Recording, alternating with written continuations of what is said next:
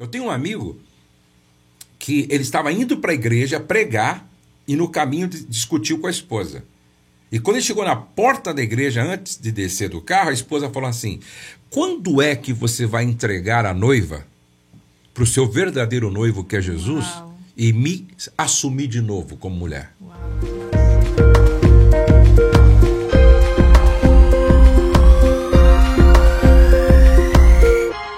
Tipo assim, como eu fui pregar numa igreja, eu tenho 2 filhos, e eles ficaram na igreja até um certo tempo.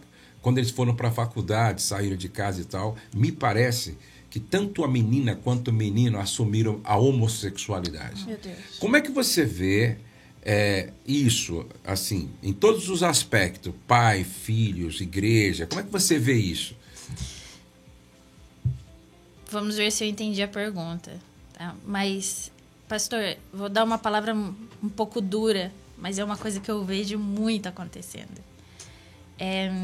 Eu vejo pastores dando demais a vida pela igreja, tá? Por construir o reino, e de menos a vida pela família. E vejo a igreja exigindo muito do pastor, a ponto de ele tentar atingir essa exigência e deixar a família. Para mim, no âmbito geral, falta paternidade. Não estou falando só de pastores, estou falando no âmbito geral do que a gente tem visto a geração de hoje. A gente sabe que a homossexualidade ela vem de 2 coisas. Muitas vezes vem de um abuso feito na infância, e outras são só jovens perdidos e querendo testar a vida por falta de aconselhamento quando estavam sendo formados. Não sei se eu entendi bem, se eu estou indo na direção da pergunta, mas no meu ponto de vista, a maior falha está sendo dentro de casa. A igreja exigindo demais dos pastores e os pastores querendo atingir tanto isso que não enxergam seu primeiro ministério de família, não tem aconselhamento, não tem acompanhamento, não tem... Às vezes a gente vê lá o pastor pregando, eu já vi muitos filhos de pastores falando assim: meu pai é uma coisa na igreja, meu pai é uma coisa em cima do púlpito, mas em casa ele não tem nada a ver com isso. Tudo é a paternidade que tá faltando. Não estou, por favor, diante de Deus, assim, não estou julgando ninguém, não estou apontando o dedo para ninguém, mas é a paternidade que tá faltando, é o aconselhamento que falta. E essa questão dos filhos é, de novo, o pastoreamento do pai. Ele precisa ver o passado do que esse filho passou e precisa ver se não é a modinha. Porque eu tô vendo muitos jovens seguindo a modinha de que, nossa, todo mundo tá fazendo, tá viralizando, tá virando lei a favor desses que, para mim, é só uma falta de... Nós não podemos, tá, querer, para ficar bem com a igreja, tentar atender uma expectativa que não é a expectativa de Deus.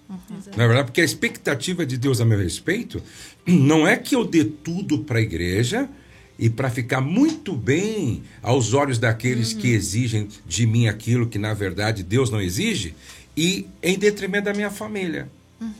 Agora, será que Deus quer que, em nome de... Não, de forma alguma. Eu sempre digo que a igreja não pode concorrer com a minha família e a minha família não pode concorrer com a igreja. É a mesma coisa quando... outro dia uma esposa perguntou para mim assim: pastor, o que eu faço? Ontem meu marido disse que a mulher da vida dele é a mãe dele. Tá? A mulher... Eu falei: irmã, você está em crise por quê? O amor dele para com a mãe é um tipo de amor. Exatamente. E o amor dele para com você é um outro tipo de amor. Você está me entendendo? Por exemplo, não existe eros entre ele e a mãe dele.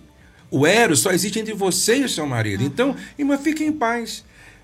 E outra coisa, eu vou dizer para essa irmã, se ela estiver me ouvindo, porque essas irmãs me acompanham sempre: dê glória a Deus, que é a mãe dele.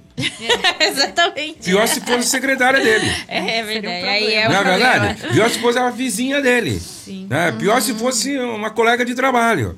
Poxa, graças a Deus que a mulher da vida do meu marido é a mãe dele. Graças a Deus. Menos ruim. Você está vendo?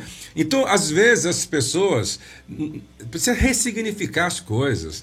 Ver o lado bom de tudo. Peraí, é a mãe dele. significa que ele ama a mãe, gosta da mãe, isso mesmo. quer honrar a mãe. Agora, eu tenho meu lugar no coração dele, porque eu sou a mulher que deito com ele, eu sou a mulher que vivo com ele, eu sou a esposa dele, certo? Então, o pastor tem que entender que a relação dele com a igreja deve ser um nível e a relação dele com a família tem que ser um outro nível. E aí eu vou repetir o que eu disse a semana passada aqui. Ele disse, não vou pregar hoje. Chamou um co-pastor e falou, ó, cuida pra mim aí de tudo, porque eu vou ali resolver um problema de um casal. Literal. Literal, eu vou ali resolver um problema de um casal. Ele falou, Josué, eu não preguei aquela vez. Eu passei para outro pregar, voltei para cá, falei, não, vamos conversar. Eu tenho que arrumar isso, eu tenho que rever isso. Poxa, caiu uma ficha aqui. Obrigado por você ter me avisado. Ele falou que ali começa a mudar tudo. Na vida dele, no casamento dele e na família dele. O que você falou faz muito sentido. E você, o que você pensa quando você vê assim? Pastor, isso me faz lembrar de uma história. Teve uma época que o Douglas e a Val estavam fazendo uma série de lives e eles fizeram uma com o pastor Paulo Borges, ele e a esposa. E o pastor Paulo, ele contou uma história dele e da esposa e que ele estava no púlpito da igreja. E me marcou muito, né? Porque ele falou assim, que ele estava no púlpito da igreja, pediu para a esposa dele ficar de pé e ele falou assim, eu preciso te pedir desculpa na frente da igreja porque eu tenho te traído. Né? E ele falou que ficou todo mundo, uau, o que aconteceu, né? E ele falou assim, eu tenho te traído com a igreja do Senhor. Uau. Então, assim, primeiro, ninguém agradou todo mundo.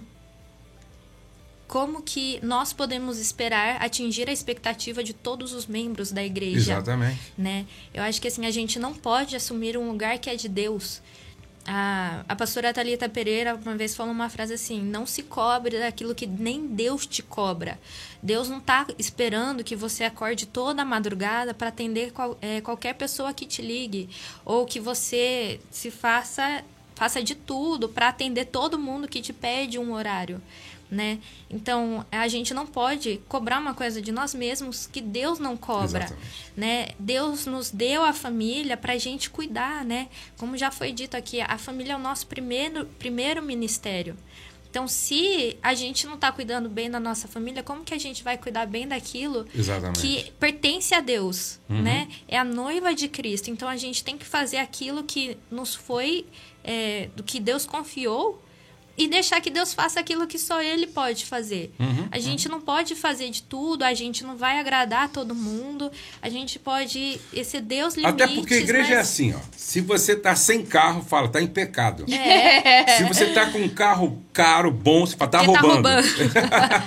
Entendeu? Você não consegue. Então, por isso que eu nunca... Olha, primeiro, eu até escrevi no meu Instagram, acho que foi ontem, não dê crédito para as críticas construtivas feitas por gente que nunca construiu nada. A minha pergunta para esses caras está produzindo o quê? Sim. Qual é o seu resultado? Que eu vou mostrar os meus resultados. Sim. Então, o dia que você tiver um resultado parecido, vamos conversar. Até porque quem tem resultados não tem tempo para ficar tentando parar o outro. Bem isso. Não é verdade? Então, tem gente que fica sem dormir. Eu fico em paz. Sim. Eu fico em paz, mas falou de você. Mas quem que falou? Pelo amor de Deus, sim, eu não vou dar crédito, eu não vou ficar sem dormir, certo? Agora, até porque quem te ama não vai ficar fazendo esse tipo de coisa, vai chegar para você, vai orar com você, tá? Esses dias um dos meus pastores falou assim, pô, tive um sonho com o senhor e eu queria tirar um tempinho de oração com você. Uau. Pô, que legal.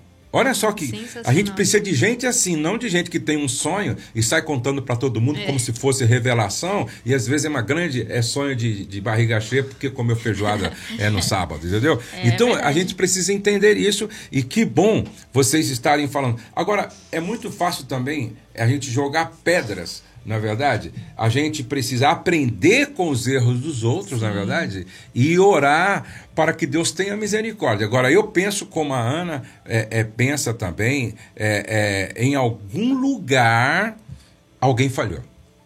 Entendeu? Em algum lugar. Quando um filho dá errado, tá? Em algum lugar houve uma falha. Porque não tem como, gente.